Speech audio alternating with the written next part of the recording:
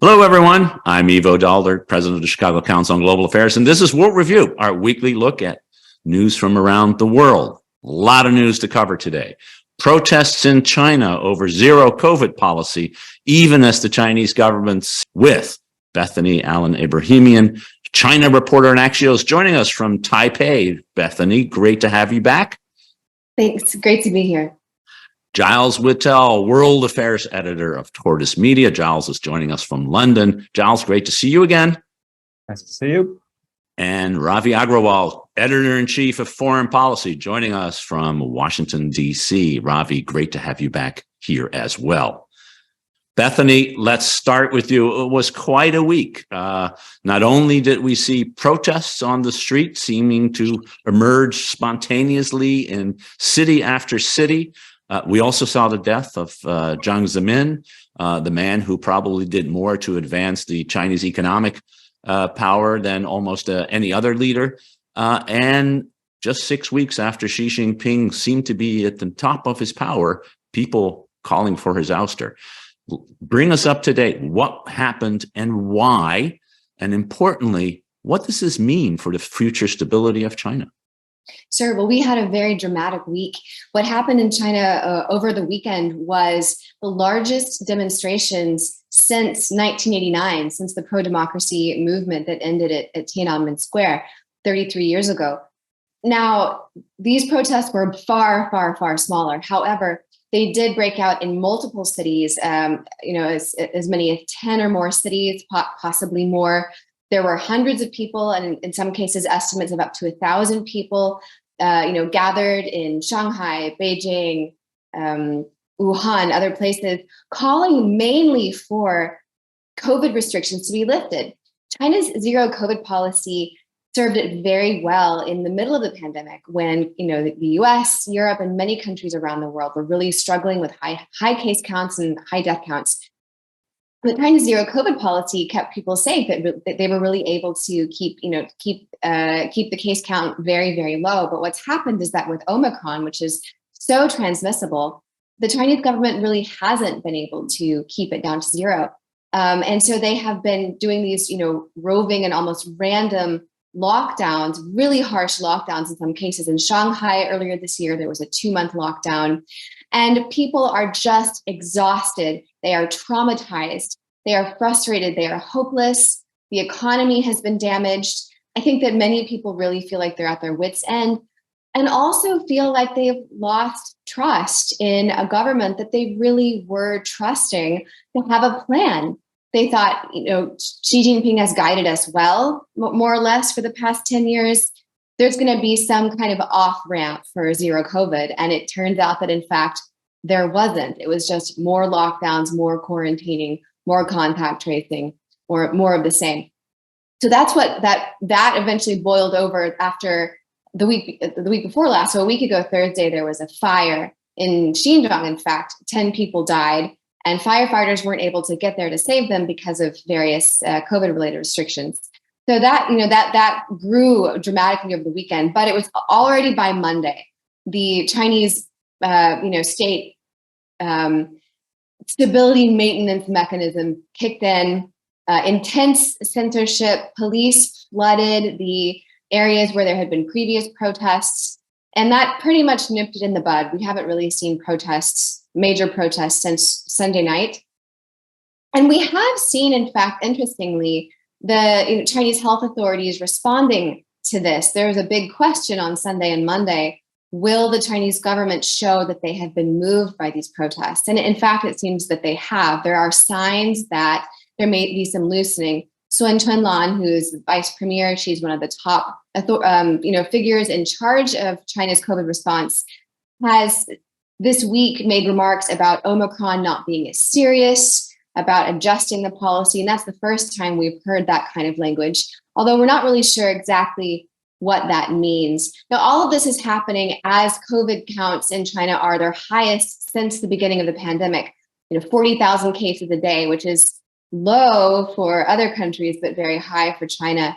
And this is really, it's genuinely problematic because China's population is vaccinated entirely with Chinese-made vaccines, which are the older technology they're not as effective against COVID as the mRNA vaccines. And this is where Xi Jinping really made an unforced error. He refused to allow the mRNA vaccines to be imported into China.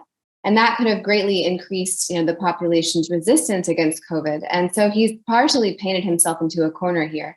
But that's where things stand right now. It really is, it seems to me, a corner that is going to be very, very hard for him to escape from, Ravi, in some senses, as Bethany rightly says. No great vaccines, not a lot of immunity in the population because of the very effective suppression strategy, and then a health system that's just not going to be able to cope with the kind of large scale infections that is likely to happen if you let it explode, as we saw in Hong Kong, for example, where once the lid came off, the number of people dying each day skyrocketed. So is there a way out for Xi Jinping, or is this just,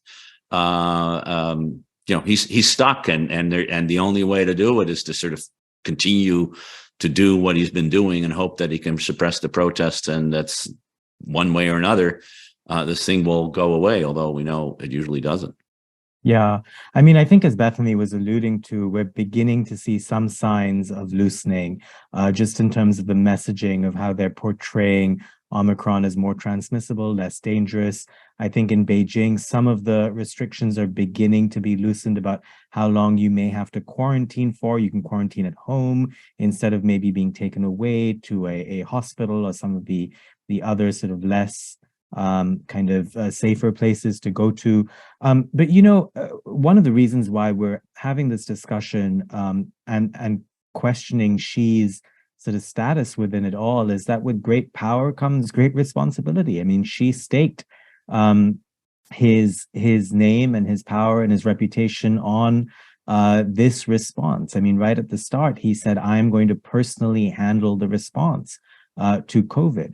In the beginning, that worked out well. But now, of course, I think the one thing we haven't mentioned so far is the World Cup. I think for lots of people across China to see the images of fans across Qatar and stadiums, joyously celebrating goals, not wearing masks, in large groups, obviously, those are scenes that I think brings home to the average Chinese person that the rest of the world is moving on.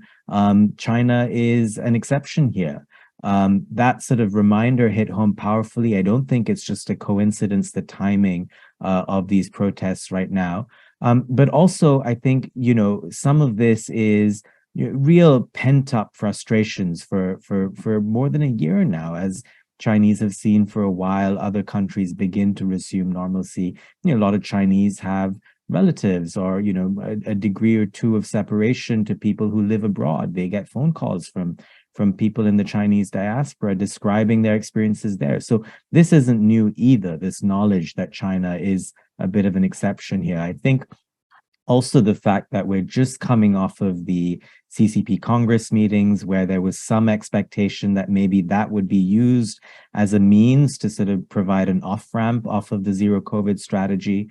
It just didn't come as quickly. And so now the challenge for Xi is to be seen to be, in some senses, reactive, listening, but also to not be seen as backtracking.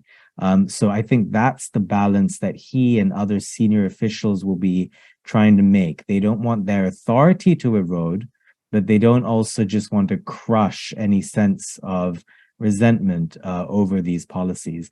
That fine balance of how they tread it over the next few weeks, months, I think will be a huge test of what Xi's third term could look like. Yeah, Giles, that sounds right to me. It's like threading a needle here, and it comes at a particular time when, of course, Xi not only is at the apex of his power, having just been reelected for an unprecedented third term, but also thrown out everybody who's in disagreement with him from any position of power, and surrounding himself with lackeys and or sycophants or whatever you want to call it, people who are unlikely to go against him. And one of the dangers, it seems to me, of autocratic rule is when autocrats don't have people around them who are willing or able to tell them they're wrong. We see that with Vladimir Putin, of course, in spades. But Xi has deliberately done this on the basis of a policy that he is using to say we're more superior than everyone else because we coped with COVID and you didn't. So it seems like he is really in a difficult situation. And that part of what we were hearing were not only protests on COVID, but frankly, protests about Xi and the rule that he has instituted.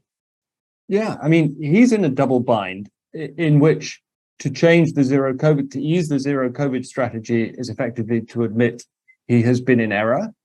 To not do so is to risk a major escalation of the virus, a public health emergency, especially among older Chinese who are insufficiently, as Bethany was saying, insufficiently vaccinated with mRNA vaccines.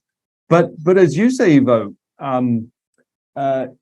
this is not just about COVID.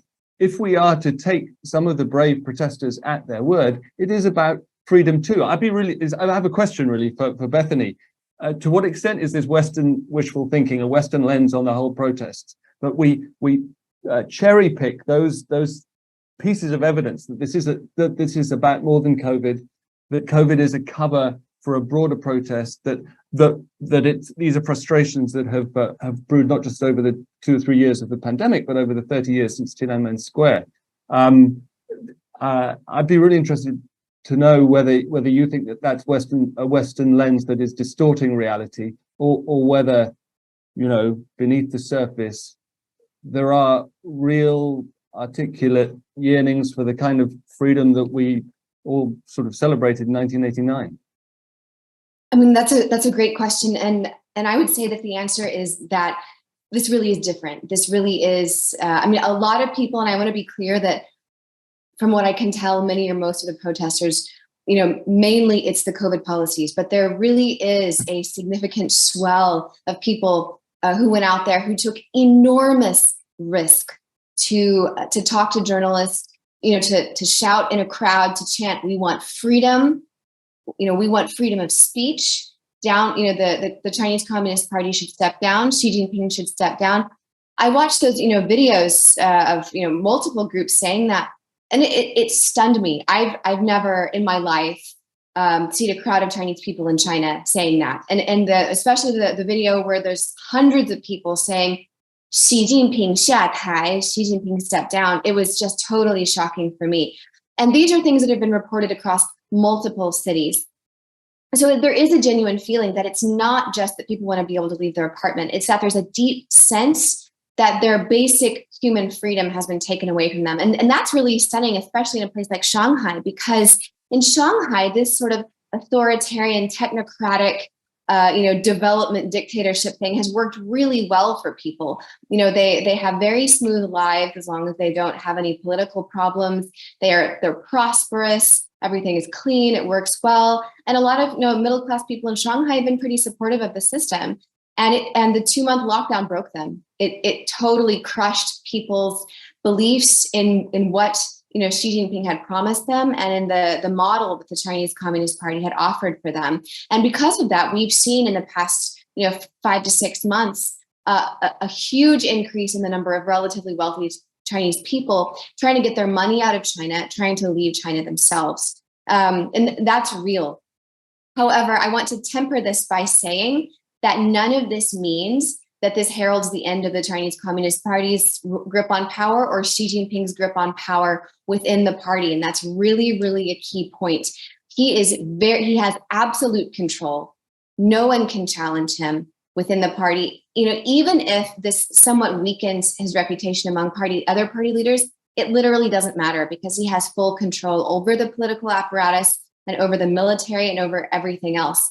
And that's at at the elite political level. On the grassroots level, these protests, I think, almost they concerned the ruling party elites, but it never really reached a pitch level of concern because China is such an incredible, for lack of a better term, surveillance state. All of the people in those videos who were saying, down with Xi Jinping, all of them are going to be caught. there's no way that they're not going to be caught. Everyone who had a cell phone at a protest is going to be caught. Everyone whose face appeared on a video is going to be caught. That's the nature of the surveillance state today. And so, it is not 1989. Even if 50% of Chinese people wanted to go out onto the streets, there has to be a way for them to do that. And in China right now, there isn't. It's very smart. I think, Ravi, I see you agreeing, and do come in on this. Also, sort of the question on the future of the stability, not the stability of the political system or even the Communist Party, but of society and its economy. If you do have sort of the most advanced strata in your society, and particularly the young people, say between 15 and 35, who they grew up at a time when China you were able to move forward, and economic growth slowing down. The COVID lockdowns really has given them a reason to be clearly dissatisfied. Longer term, how is this going to work? Yeah, those are great questions. I just want to jump off of what Bethany was saying first, in that not only is this not 1989, I think we shouldn't forget that 1989 didn't lead to regime change of any sort. I mean, so, within that context as well, I mean, I don't see this as a real threat, not in isolation to the CCP, and certainly not to Xi Jinping, especially given that he's taken all these measures to consolidate power. We've been comparing this. I liked how you framed your earlier question, Ivo, about sort of Western wishful thinking. If you flip that frame a little bit, because it's also instructive to compare not only how Chinese see themselves vis-a-vis the West, but how they see themselves in comparison to their Asian peers, for example. And I think if you look at it that way, the social compact that we often sort of discuss about China, and that, they give up certain freedoms that one might find in the West, but in return, they get stability, they get economic growth, and they get other things that, are sort of part of this wider kind of social compact, as it were. I think that the longer term question to look out for is, how does that comparison hold for Chinese people versus other countries in Asia, for example? And one could argue that they, despite slowing growth, if you still look over the last couple of decades, the average Chinese is still far better off than, say, the average Indian or the average Indonesian. Chinese GDP per capita is still 5x that of India's. And they started off at the same point in 1980. So, when you look at what China has pulled off over the last 3 or 4 decades, it's important to look at these protests right now in the context of that wider span. There is a chance that these protests could also end up being, the release of a pressure valve, which is just that. It may not lead to something that is much more sustained or a threat to the regime. And they may be actually just looking at exactly this. Should we allow people to let off some steam and see where that heads? As Bethany points out, most of those protesters will disappear quite soon. The question is for everyone else who's seeing that trade-off between protesting and not, between waiting and watching, between comparing with other people and with their peers in other countries, is that constant evaluation of the trade-offs. And, I suspect the trade-offs may be better than we imagine sitting here in the West. Yeah, and it may be that, in fact, the slowly reopening of society may lead to larger numbers of infections and certainly health issues and the healthcare system. But it may, we've all gone through this in one form or another. We just did it at a different period of time, and the societies have certainly advanced, and it may not be great for people who are over 60, but they're not the ones who are generally on the street, even though their kids might be. Yeah, Giles, the final point, and then we'll move on. Quick data point for the weekend. We did a little reporting, to Bethany's point, about big rich Chinese leaving. We did a little reporting on the exodus of money and people to Singapore.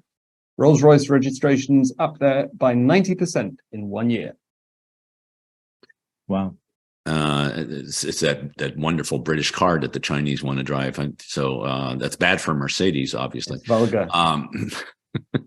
But no, I mean, there's that, and I think, but there's also so much money, a lot can leave before the society gets to suffer. So I think that's the other point. Really fascinating discussion. Thanks all, Bethany in particular, for that insight.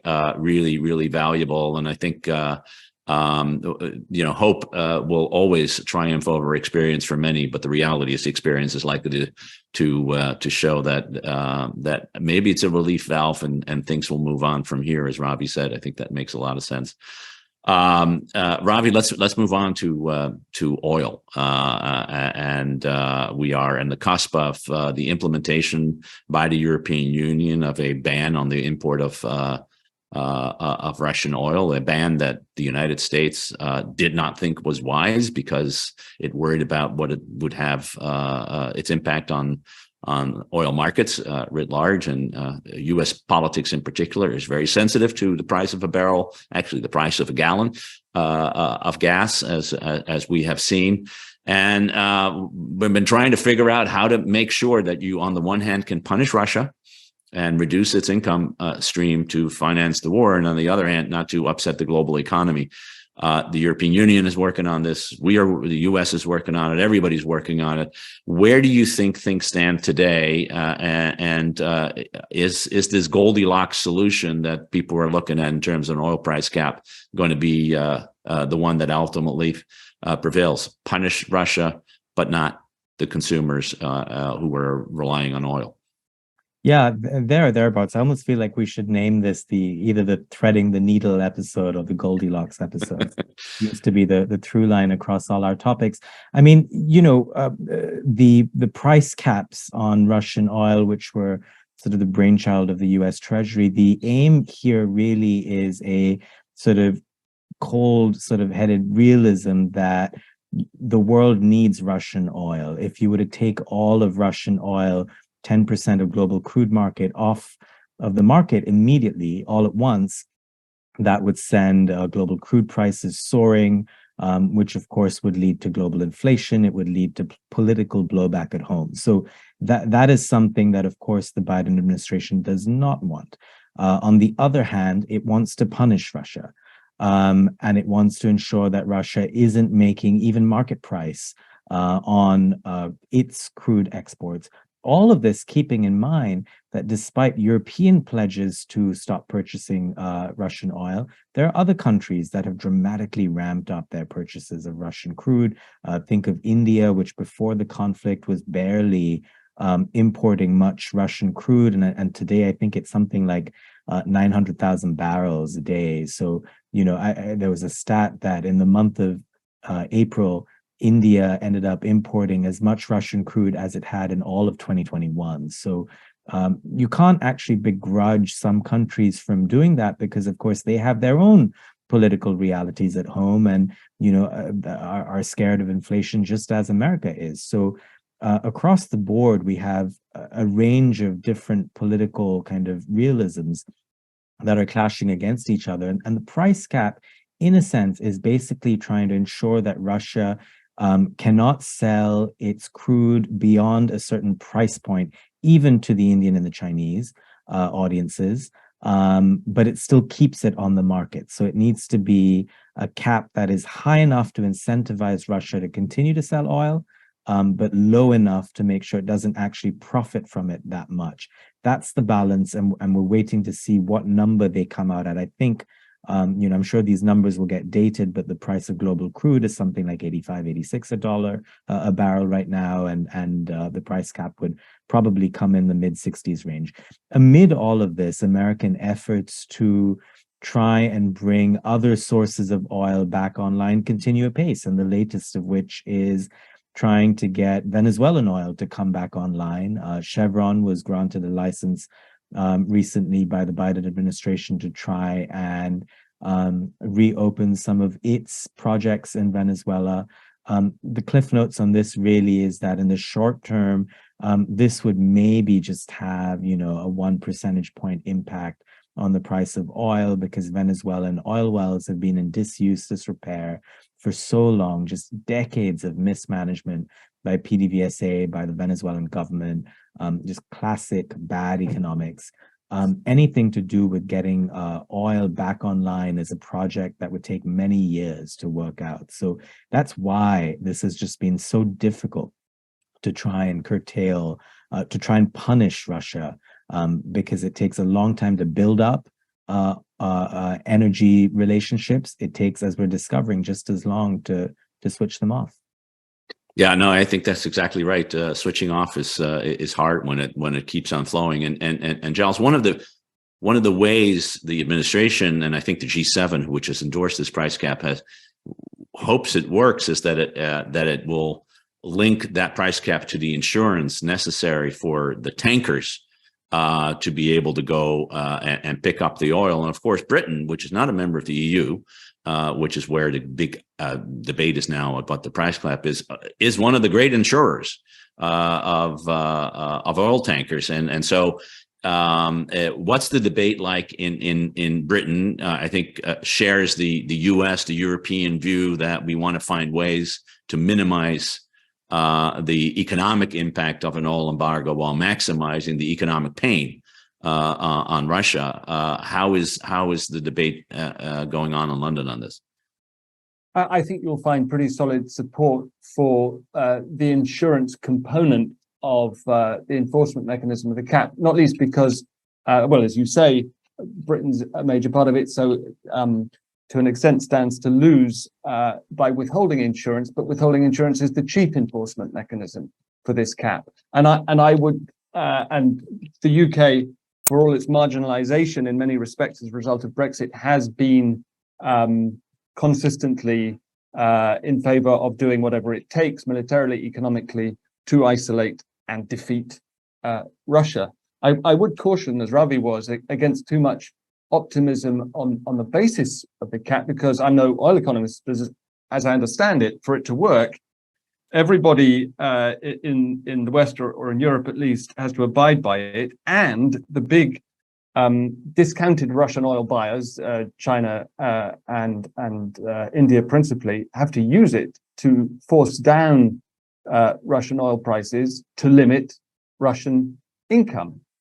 And even if they do, even if that works, Europe and Ukraine itself, we have to remember, will go on funding the Russian war by buying Russian gas. Admittedly, globally, oil accounts for a much larger share of Russian net revenues than gas does. But one of the cruel ironies of this war is that as temperatures go down, in order not to freeze in our apartments, Europeans are continuing to fork over dollars and in some cases rubles to fund this war. Yeah, I would add, as the Germans are quick to point out, and so is the purchase of enriched uranium for our nuclear power plants, which is also coming from Russia, including to fuel a significant part of U.S. nuclear power plants. And when the Germans ask for an embargo on HEU, highly enriched uranium, the answer is, well, we're not ready for that either. So everyone has a piece to this puzzle. But Bethany, China has a real piece to the puzzle in some ways, right? Because if I were in Beijing, this is all good news, which is to say a price cap allows you to negotiate not only at the price cap, but saying, we'll go below that. And in some ways, the Chinese have already been able to do that. The current price, I think that people think they're paying is around 60 to 65 per dollars per barrel, about 20 to 25 below the Brent crude price. And with the price cap, they may be able to get it for 50. I'm just making that number up, but for a little less. My sense is the Chinese, although they will say things that they don't like sanctions, in this case, it's been a pretty good deal for them. Well, I think overall that Xi Jinping and China has been really happy to play both sides in both ways. I mean, to kind of smile and give Putin the secret handshake while telling the West that, oh, we don't want violence in Ukraine.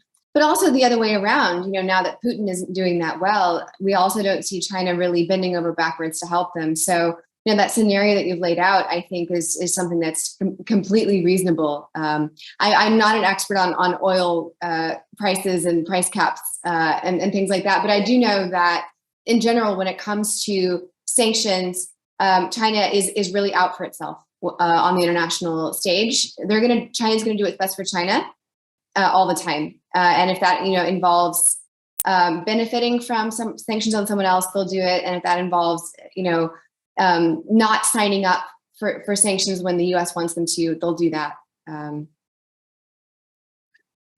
Ravi, same for India, I assume.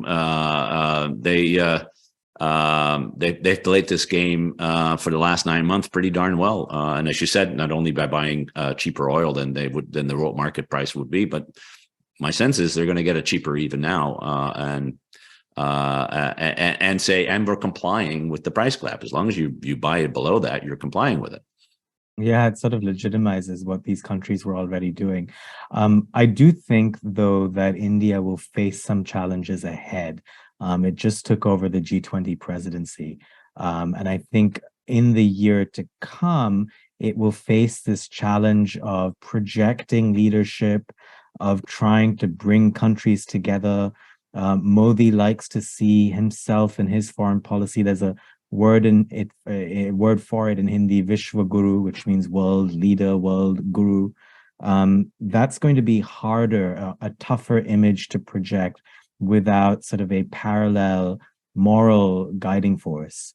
If it is purely sort of hard realism, that has less of a soft power appeal. So I imagine that New Delhi will be juggling this issue of the next few. And other crises, with the UN just announcing an emergency appeal for $55 billion to one in every 23 people, a little over 4%. The world population will need aid in the coming year, just for food alone. Great discussion, Giles. Let's move on to the last issue. The first state visit to the United States that hosted by President Biden. Once again, France got the call. I'm sure that people in Number 10 and in the Chancellery and in Rome and other places were saying, what have we done wrong that we didn't get it? But it was France, and it was an interesting meeting. There's some really big growing differences on trade, in particular, between the United States and the EU, and France has taken, and Macron himself has taken a very strong stance on this. And at the same time, these guys seem to really like each other. The papers are full of bromance like language and pictures. Square that circle for us. How do you think this meeting has gone so far, and how are we going to get out of the differences that we have while maintaining the unity that's out there? Well, if you go by the readouts, the meeting has gone well. By the chemistry, it always stood a good chance of going well, as you say. They seem to get on. History is in favor of rapprochement whenever they drift apart. These are, after all, countries with shared revolutionary histories. You had de Tocqueville on the one hand, you have Ben Franklin in Paris in 1789 on the other. Have I got my dates right? Maybe no, 1776 there. So much as the British would be reluctant to admit it, there is just as much historical basis for a special relationship between France and the US as there is for one between the UK and the US. I think the French were also on the right side when it came to the revolution in the United States. That might have something to do with it. I cannot tell you, because it makes for a less interesting discussion, how strongly I agree with you. You are talking to a big Republican, small r on that one. Yeah. But Macron arrived, nonetheless, as you say, with some fairly serious matters to discuss. He wanted to get out of the way and put in the rearview mirror the very serious dispute over the AUKUS alliance set up behind his back between the US, the UK, and Australia last year, which had the very material result of depriving France of a lucrative submarine deal that they thought they had signed. But more urgently, Macron came as the sort of representative European to plead the case for a fairer deal, as he sees it, on subsidies for green energy and specifically electric vehicles, which have been made available in huge quantities by the Inflation Reduction Act, nearly $400 billion worth. And energy, on the other hand, two key numbers here are 7,500. That is the number of the size in dollars, as I understand it, in most states, of federal subsidies available for buying mainly American-made EVs. We'll come to how that might change in just a second. And the other number is 4, the factor by which American LNG is more expensive when you buy it in Europe than when you buy it in the US. Now, I have some sympathy for the US on both sides. One is that the world has been clamoring for American leadership on climate change for decades, and the IRA, despite its name, was in large part a response to that clamor and to the need for leadership and strong policy there. And the other is that there's a war on, and as much as some French and European officials are claiming that the US is somehow responsible for that big price differential on gas, it really is, as I understand it, a function of world gas prices. The moment the LNG ships load up, head out into the ocean, if European customers ultimately aren't prepared to pay the premium, then those ships quite literally be redirected to other markets, including Asian ones. Back to where we started, after the first substantive conversations of the visit, both sides were optimistic, and Biden indicated that it would be possible to fix what he called the glitches in the IRA. But as you said before we came on air, he didn't say how, and we still don't know how. I mean, you look in practical terms, how might it be done? A provision for European EV manufacturers in this country, Jaguar Land Rover in particular, have switched a lot of their production to electric vehicles to get access to American subsidies.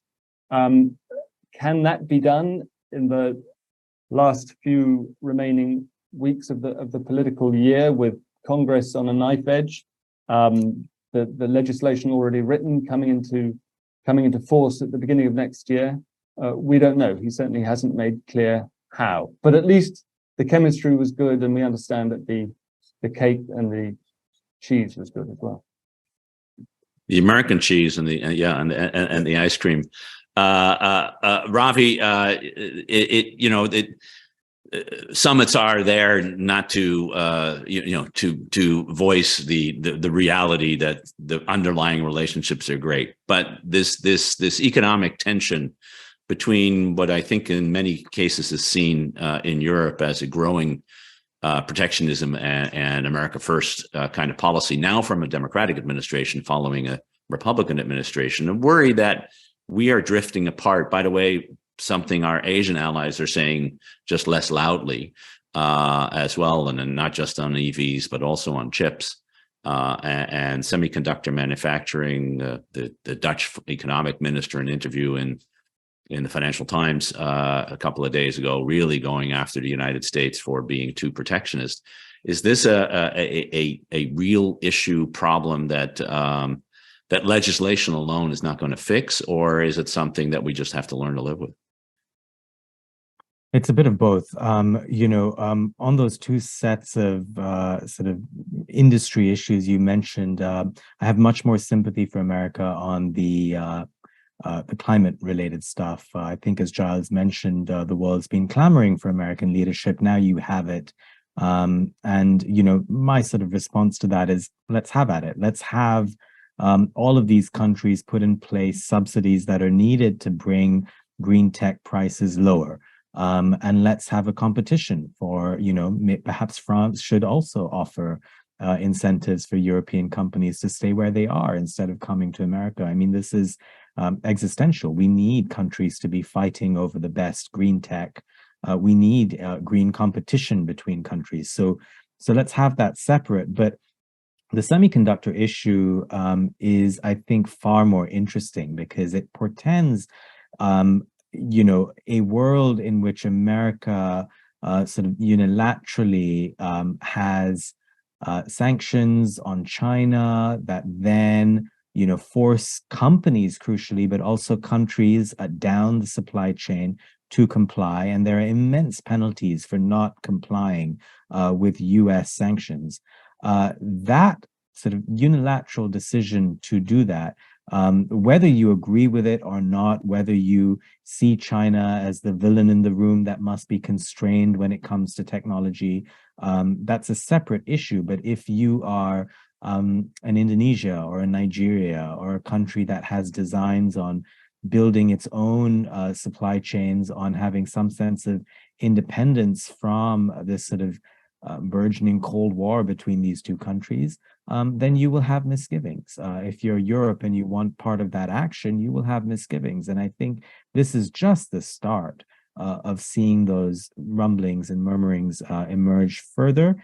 I don't see the Biden administration budging on any of this stuff because this was their signature accomplishment, in the last year. And now, with the sort of dynamics in the House changing, I mean, it's next to impossible to imagine anything changing on that front. And I imagine Macron understands this very well himself. So my reading of the week really is that both sides have said what they had to say. There's a lot of posturing, a lot of stuff that is aimed at domestic media consumption.